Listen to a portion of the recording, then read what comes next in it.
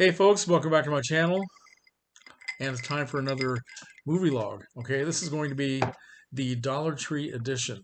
Now I'm calling it that because last week I went into Dollar Tree to buy, I don't know, soap or something like that, and I came out with this.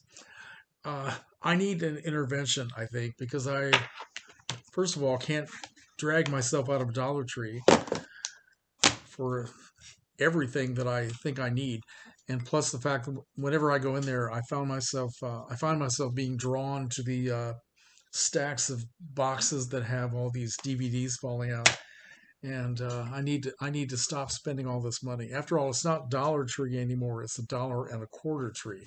So money is a factor, right? No, I'm kidding. Let me show you what I got this week, though, because I actually had pretty good luck this time. Most of the time, you pick up this stuff at Dollar Tree, and it really is worth $1, right?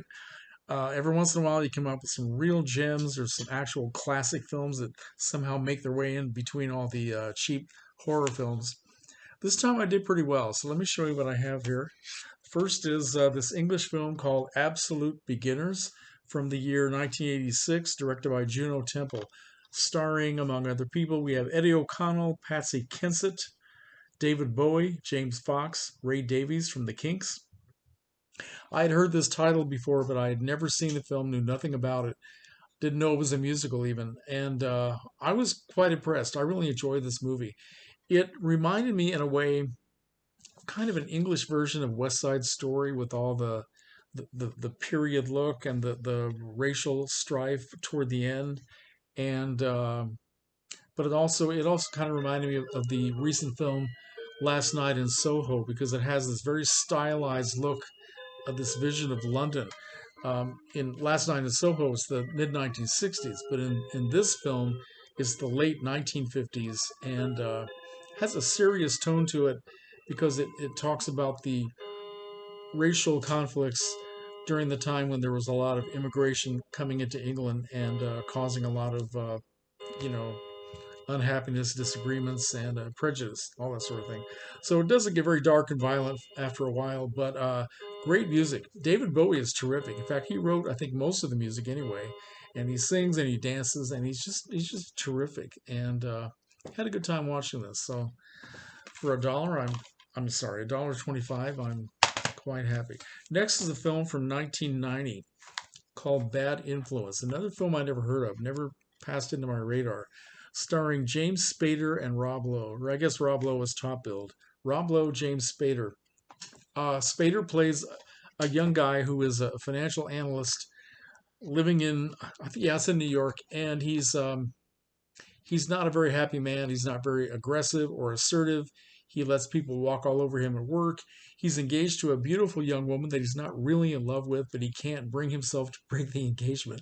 So out of nowhere, he meets this charismatic, aggressive, fast-talking guy played by Rob Lowe. The guy's name is Alex, and he's everything that James Spader's character, his name is Michael, is not. And he starts to kind of influence Michael to be more like him. And at first, it seems to work. And Michael's life is opening up a little bit. He feels more self confident. But then Alex starts to basically take over his life, and it gets very creepy when when Michael tries to push Alex away from his life. We find out exactly who and what Alex really is, and it gets pretty intense.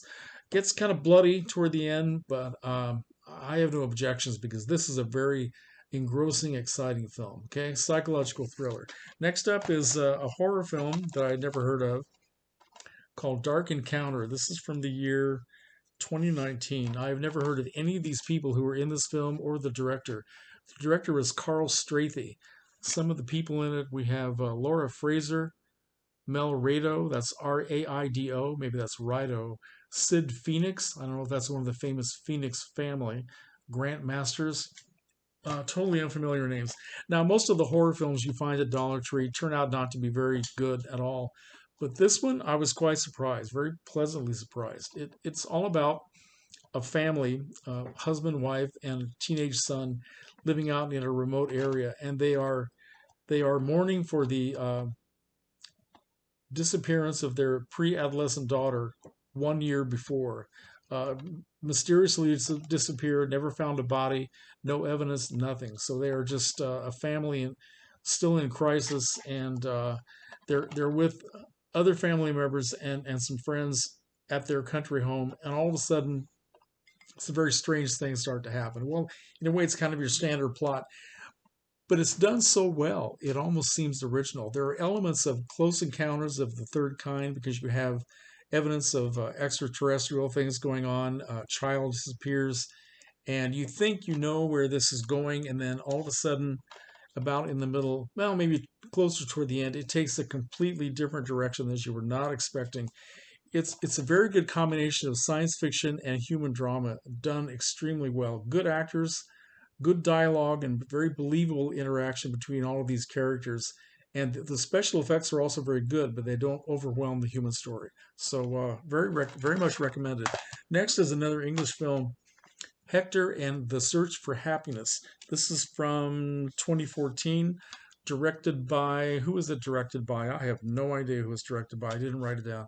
But it stars Simon Pegg, Toni Collette, Rosamund Pike, Stellan Skarsgård, Jean Reno, or was that Jean Reno, and Christopher Plummer. So I really bought this because I liked a lot of the actors in there. I mean, Toni Collette, I could watch her do anything. So I thought, yeah, it'd be worth couple of hours of my time. Very funny movie. Hector is a guy played by Simon Pegg. He's a psychiatrist living in London. He's very successful, has a lot of money, nice home, has a beautiful living girlfriend played by Rosamund Pike, who's also always good to watch. And but he's not happy. He finds himself feeling like an inadequate psychiatrist because he can't help his patients, many of whom he's had for years and years, and they never seem to do any better. He can't help them find happiness. And he begins to wonder what the definition of happiness really is. So he goes off on this quest. He leaves his practice, he leaves his girlfriend, sort of their relationship is up in the air. They don't know what's going to happen. And he goes off first to China, of all places, and he goes to Africa, ends up in LA, where he wants to visit a woman that he knew back in his lost youth, played by Toni Collette. And so he eventually finds his definition of happiness. It's very good. It is very funny, but it also has some dark moments as well. So yeah, I enjoyed this very much. Hector and a Search for Happiness. So next up is another English film. This is an adaptation of Nicholas Nickleby from the year 2002, directed by Douglas McGrath. And I've never read the novel by Charles Dickens, never seen any other adaptation other than this, so I didn't really know what it was about. I thoroughly enjoyed this, and this is a real gem to find in the boxes at Dollar Tree. Let's see, who are the actors here? Jamie Bell plays Nicholas. We have Anne Hathaway, Charlie Hunnam, Nathan Lane, Christopher Plummer, Timothy Spall, Juliet Stevenson. Some of those names I know. Very, very good film. Good acting by everybody, especially Christopher Plummer, who really, really nails it in this. Very impressive.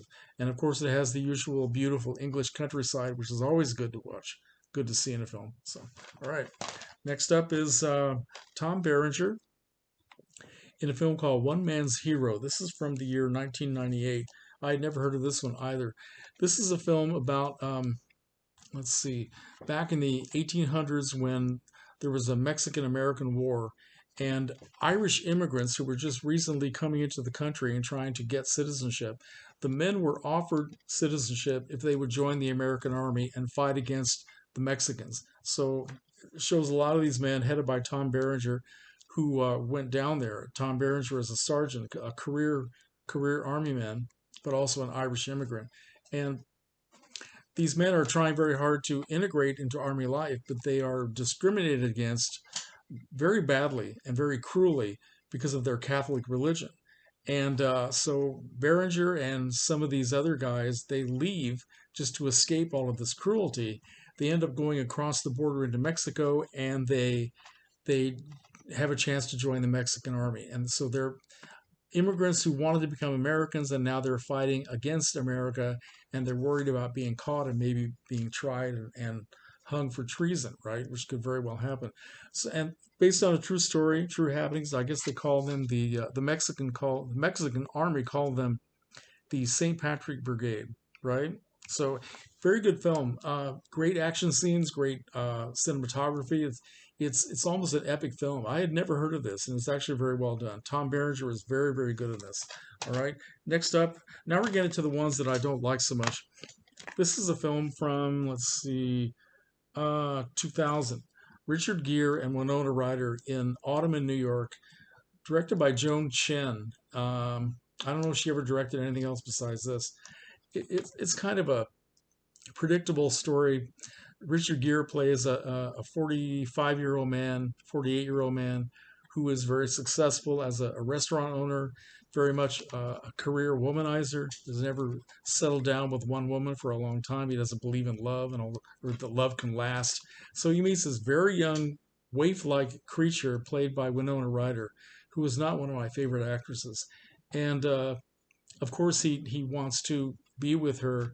She wants to have lifelong love. But it turns out that poor Winona doesn't have long to live. So is he going to sacrifice everything that he's ever known, his freedom, to take care of this waif? Well, of course he is. And it's supposed to be just heart tugging, and to me it's not. And mainly it's because the story is so trite. It's been done 1,000 times, and I don't think that Winona Ryder is a good actress. I mean, the film asks us to just be filled with just sadness and emotion every time the camera zeroes in on her blank face, and I'm sorry, it's just not happening for me. So anyway, but it has good New York locations, and Richard Gere is always fun to see. Elaine Stritch is in it, so it's always good to see her. So a couple of good things going for it. And finally, a very bad horror movie from the year 2019, Gary Oldman and Emily Mortimer in something called Mary. And this is a by the numbers horror film. Has everything you would expect about a family, mom, dad, and two young daughters, being trapped in this dwelling, this environment where they are sort of living with evil spirits and weird things happening. The only thing that's different than every other horror film is that it doesn't take place in an old creepy house. It takes place on a boat, right? So Gary Oldman's character buys a boat to start a business. He takes the family on the initial trip for some reason, and weird things start to happen. And apparently this boat has a very creepy, macabre history, but they don't find that out until it's too late when they're out in the middle of the ocean. So a lot of jump scares for all of you adrenaline junkies, and it does have some very good cinematography. It has some good moments, very, very dark and colorful in its way, but it's just nothing special. It's nothing new. So anyway, Gary Oldman. All right. I also bought a Blu-ray copy of this Joaquin Phoenix fake documentary, I'm Still Here, which I don't know why I bought this because I already have it on DVD, but I like this. This is a very good film. I just don't need 2 copies of it, but I bought it. And finally, I want to say, these are not from Dollar Tree. I want to give a big thank you to my good friend Jordan Thompson, who is my very generous friend who every once in a while sends me some movies. He sent me 2 animated films, one of which I already watched. This is The Land Before Time, directed by Don Bluth, but it's produced by George Lucas and Steven Spielberg. Very good little movie. I enjoyed it. And animation is not really my cup of tea, but you know, I do like them when I see them, and I think Jordan is about to convert me. This was a lot of fun, very poignant. Okay, and I don't know who did the voices. I should find out. And here's another one he sent me, that another dinosaur flick, which I haven't watched yet. This is We're Back, a Dinosaur Story. And this was also produced by Steven Spielberg. Okay, so more dinosaur fun. And I'll probably watch that tonight. All right, that is my movie log for today. Comments and questions are welcome. And thank you so much for watching. And subscribe if you haven't. Thank you.